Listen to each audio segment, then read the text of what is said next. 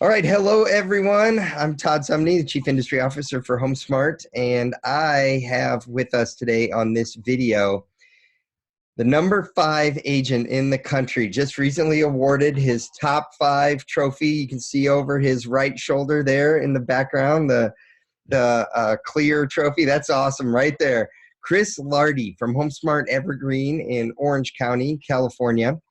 And the reason I want to have Chris on the video with us here today is that California is a couple weeks ahead of some parts of the country as well as Arizona, where for 2 weeks now they've been having a shelter-in-place order. And immediately Chris adapted his real estate business and still is operating as much as he can within the CDC guidelines, the shelter-in-place order. And he's really done some innovative things. I was talking to him the other day, and he said that he took a listing via FaceTime. And so I wanted Chris to talk to all of you about what he did immediately when he heard the news and the instructions to shelter in place, how he adapted his business, and how he is still taking care of customers in light of that adversity that we are all facing. And by the way, one of the reasons why I love Chris too is because he's always got a smile on his face, and he's got a great family. He's got a great outlook on life, and I appreciate his positivity right now with everything that we're facing. So Chris, thank you for joining us today. Oh, no problem. I'm really glad to be on and to be able to share what we're doing here in California. And yeah, we are a couple weeks ahead of y'all, and I'm just hoping that it doesn't hit as hard in Phoenix and Tucson as it is here. It's not great, but I think there's light at the end of the tunnel. And so just to maybe briefly explain what we kind of did when we first heard about the shelter-in-place guidelines that were put out. It was shortly after we came back from the HomeSmart conference in Las Vegas that we started to tell our clients that we needed to be a little bit more proactive with our washing of our hands and just being, a little bit more separate with our distances when we're showing homes. And then I think a week and a half later, they actually shut down showings, and they said we were not essential people and that we would not be able to go show homes. So, we kind of talked about what we could do as a brokerage. And then also I spoke with my wife who works with me, and we were like, how do we do this? How do we get into a position to where we can actually still take listings from people and still help them achieve their goal if we're not able to go meet them face to face? And so there's a little really awesome thing that Todd, we're doing right now with FaceTime. And I had a client that we had shown them homes before the HomeSmart conference, and they really did like one of them. And I told them, hey, if you guys really want to go out to that home, we have to get your house listed. And so we got on FaceTime. We went through the entire contract. We went through all of the marketing that we would do. I had them walk through the house with me and show me what needed to be done and how we could help with all of that. And so we did that. We actually did our entire listing presentation and listing signing on FaceTime. And we did a screen share for a little bit. And we were able to walk through the documents if they had questions. It wasn't difficult. It was pretty easy because you actually could see them face to face instead of just throwing that listing agreement and DocuSign and hoping that they would understand everything. We were there to be face to face to answer their questions. That's great. So FaceTime can be done on a phone. FaceTime can also be done on a laptop computer. Yeah. And which method did you use? So I use a computer for it because it's really cool that I can get it on my Mac. But then I can have my phone handy too if I wanted to, read through a document at the same time and not have to go off the screen that I'm actually looking at them on. Right. I just feel it's very important that if when we sit across the table from somebody, we're actually looking them face to face. Right. And if you're constantly going back and forth between screens or being distracted when you're doing it, they can sense that. And so they want to feel like you're taking care of them. And so you're going to give them all of your undivided attention. That's great. How long did it take? How long were you on with the customer?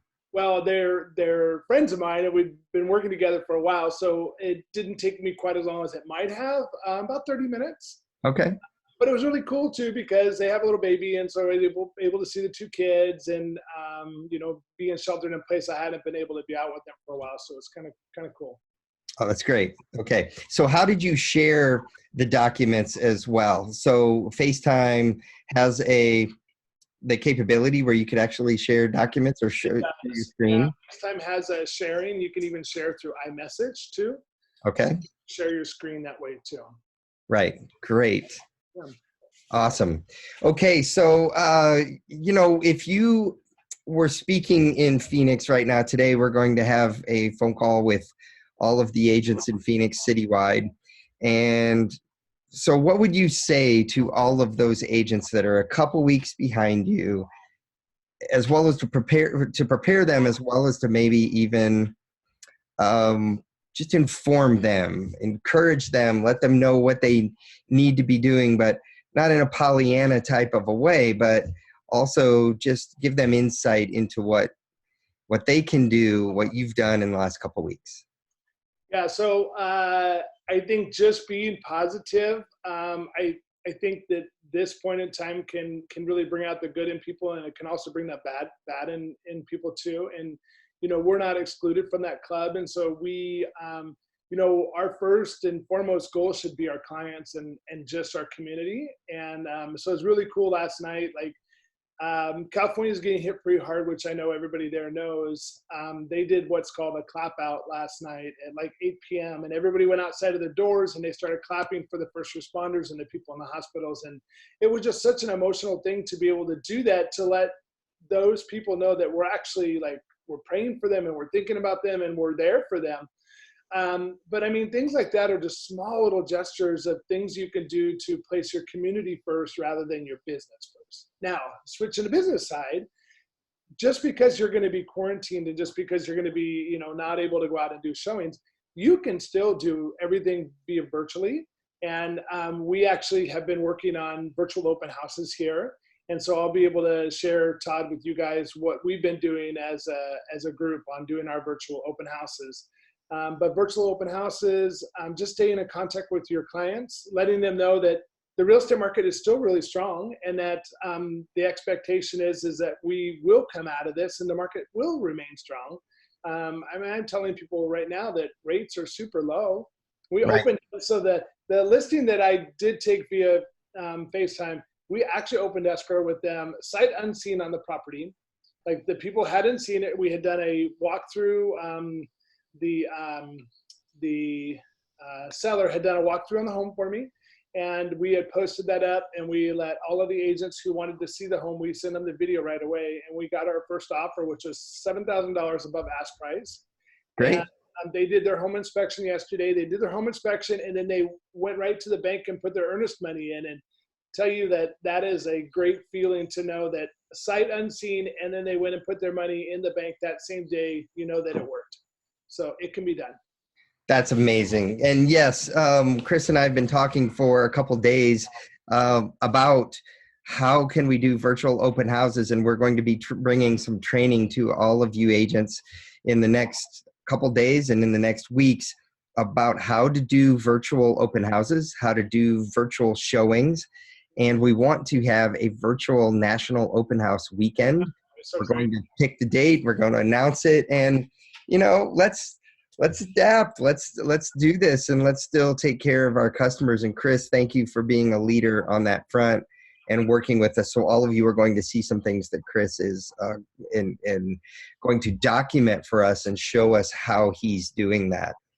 Additionally, Chris, I forgot to mention too, we're also doing this. We're going to be doing some meetings with Palm Springs agents. We're going to be Florida, Maryland, DC, Virginia, as well as New York, other Chicago areas around the country. So I'm going to share this video with all of them. And I really appreciate you taking the time to do this.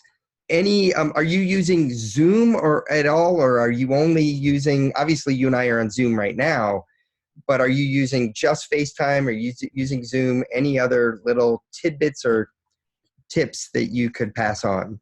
Yeah, so we're using Zoom when a client doesn't have an iPhone, because FaceTime is with iPhone. So we'll use a combination of the two products, FaceTime and Zoom. And then we're doing a lot of Facebook Live.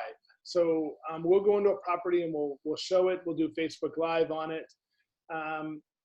We're just using any means we can to find a way to show our clients and show the public what we got going on with homes. Right. And have you yet had a homeowner walk around their own home and record it? And that's how you're doing it as well, right? Yeah. So we've done that. And then we've also done that. If somebody calls me on the phone and they want to see the home, I can actually get on the phone with the homeowner, put them on FaceTime or on Zoom, block out the homeowner so they don't get to see them, and then do like a virtual walkthrough of the home. Having the homeowner kind of walk through what the home looks like, and the client can say, hey, I want to go back and I want to see what the butler's pantry looks like, or hey, I want to see what that chandelier looks like in the bathroom. And so we can actually, I can tell the seller, hey, walk back a little bit so that they can see what that is. So yeah. See, and that is why you have that number 5 trophy back behind you.